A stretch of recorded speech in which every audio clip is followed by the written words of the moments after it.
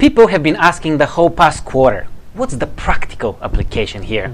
What's the big deal of knowing and understanding the sanctuary and its related details?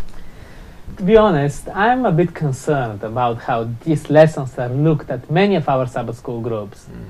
We tend to focus on the doctrines, the beads, the blood, the physical details, and often to come to some very weird ideas.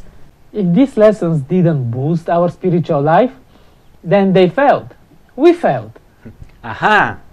There is a purpose why the writer defends the topic of the sanctuary in his letter to the Hebrews. He concludes that this knowledge is a lively motivator, a motivator of faith, hope, and love. The knowledge of Jesus Christ being a high priest and that he is serving right now in the heavenly sanctuary determines how worship finds expression in our life on a daily basis. Exhortations doesn't sound much like a nice word, but it's actually about a very emotional urge. It's an appeal to come with a sincere heart, come in full assurance of faith, etc.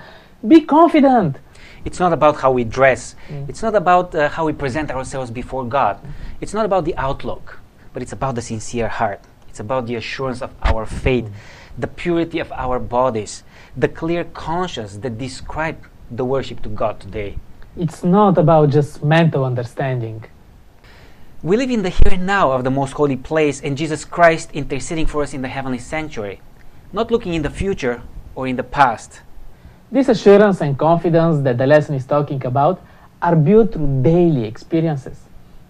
It's interesting how the author is pointing that servicing others plays an important role in this build-up.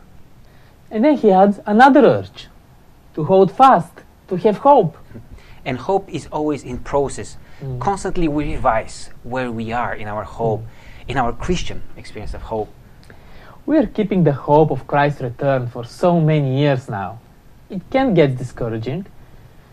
But knowing the things we know now, we are encouraged to hold fast. At the end of the letter to the Hebrews, the writer concludes that we have to encourage one another to do good deeds. And it sounds like he's appealing to us to build yet another and another brick in the kingdom of God here on earth. Do we really encourage one another to do good deeds and to get together more often? If we don't, we may need to restart these quarters lessons all over again. Just kidding. Will the sanctuary be a topic to avoid? Or something that brings essence and context to our daily spiritual life? Hug your family, hug your friends, smile, enjoy a good time, and join us next week for a new quarter.